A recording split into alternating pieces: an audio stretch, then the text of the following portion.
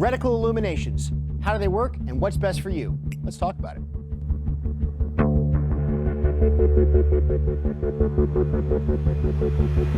Okay, so you bought a new scope and it's got an illuminated reticle. Congratulations, as long as it was an EOTech. The difference is in reticle illuminations, or how they're actually illuminated and what they're useful for to you, the end user, is what we're going to talk about today. So let's start over here.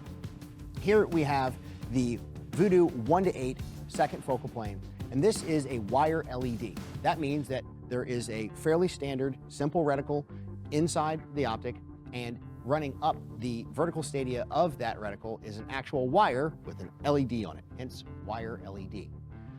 And that is going to turn on when you hit the power button, and that's going to put that light right back in your eye. So in this case, this is a green dot wire LED, and so it's going to be very, very bright.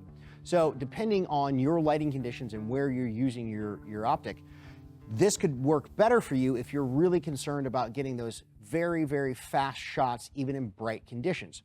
And what I mean by that is, if you put it all the way to 1 power and you know your holds, especially at closer ranges where they might not be quite as important, then you can use this similarly to a red dot. Now, the eye box, of course, is going to be different, as is the parallax, so it's not going to be quite as fast as a true red dot or a holographic weapon sight, but in this case, you're going to get a nice bright dot in the middle of your optic, and so at 1 power, it can be fairly fast for a variable power scope.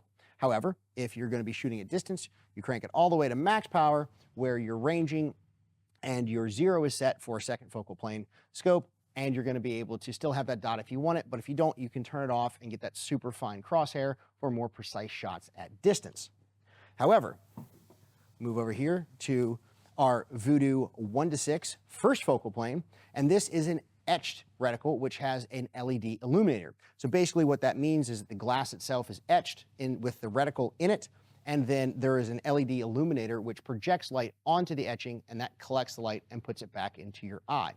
So what that allows is a very, very complex reticle, or more complex than what you're seeing in a wire LED illuminated setup, where you're going to have far more information. So that can be much more useful for complex distance estimation or shooting with holds versus dialing, and that sort of thing, where those reticles are really very popular. However, due to the reticle design, you can't put wires all over that.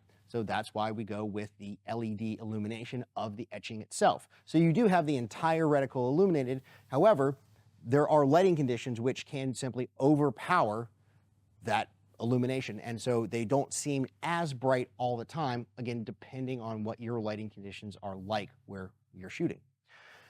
So that is a hopefully not overly technical explanation of the differences in how you can illuminate a reticle and why you might want one over the other. Ultimately, it's up to you.